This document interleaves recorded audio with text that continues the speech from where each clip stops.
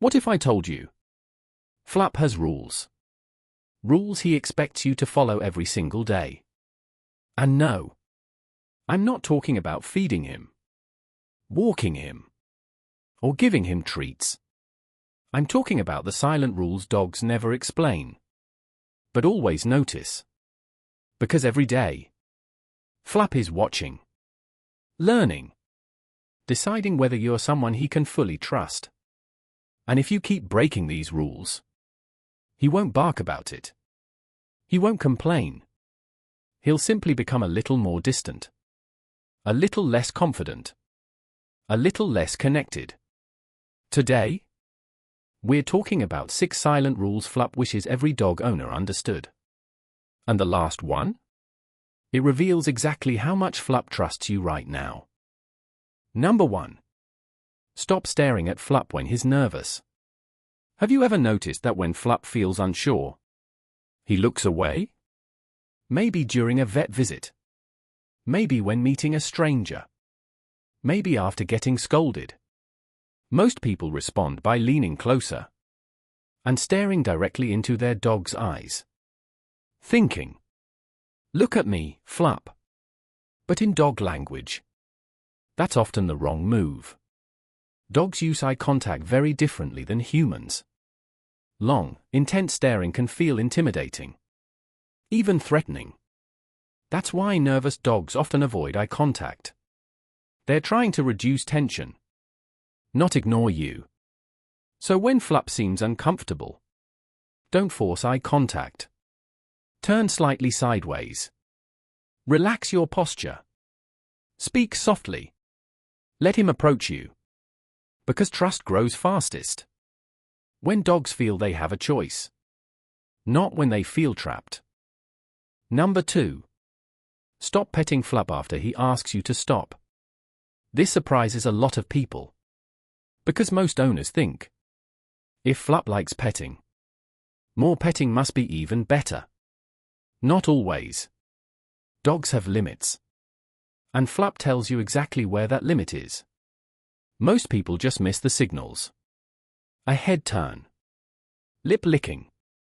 Yawning. Looking away. Suddenly standing up. These aren't random behaviors. They're polite requests. They're Flup saying, "I'm done now." But many humans keep going.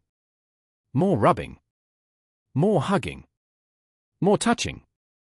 And eventually, Flup has to escalate. Maybe he walks away. Maybe he growls.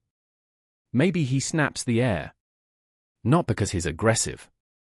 Because his smaller signals were ignored. Respecting boundaries builds trust.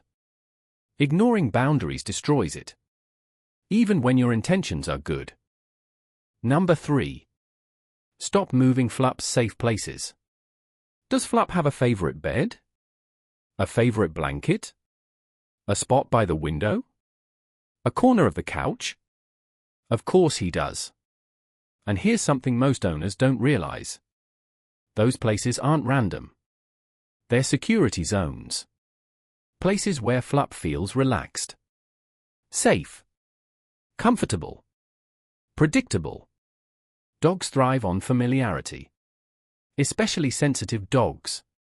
So when you suddenly move his bed, rearrange furniture, or remove his favorite resting spot, it can genuinely create stress. Not because Flup is stubborn, because the map of his world just changed. Imagine waking up tomorrow, and your bedroom had been moved somewhere else. You'd feel unsettled too. Whenever possible, keep Flup's safe spaces consistent.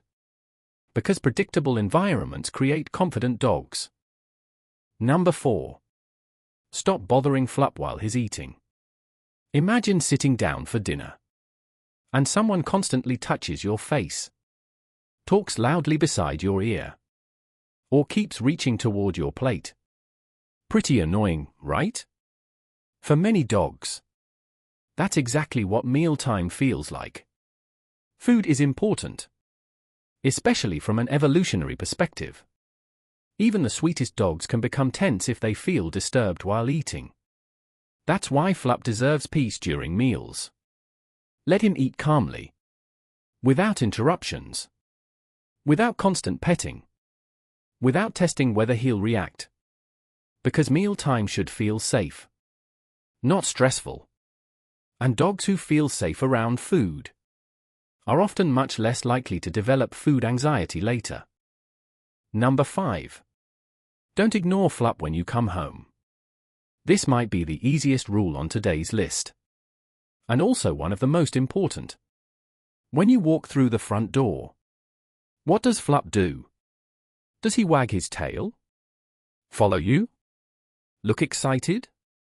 Wait nearby? Because here's the thing. For Flup, your return matters. A lot. Dogs are social animals. Reunions mean something to them. When you come home and immediately grab your phone, walk past him, or ignore him completely, you miss one of the most meaningful moments of his day. You don't need a huge celebration. Just a few seconds. Say hello. Smile. Use his name. Give him a gentle touch. That's all. To you, it's a tiny moment. To Flup, it's confirmation that his favorite person came back. Number 6. The place where Flup sleeps tells you everything. Remember earlier when I said the last rule reveals how much Flup trusts you? This is it. Where does Flup sleep? Really think about it. Because dogs don't choose sleeping spots randomly. A dog sleeping across the room still trusts you. But a dog sleeping near your bed trusts you more. A dog sleeping beside your bed trusts you deeply. And a dog sleeping pressed against you, or choosing your room every night, is making an incredible statement. Because sleep is vulnerability.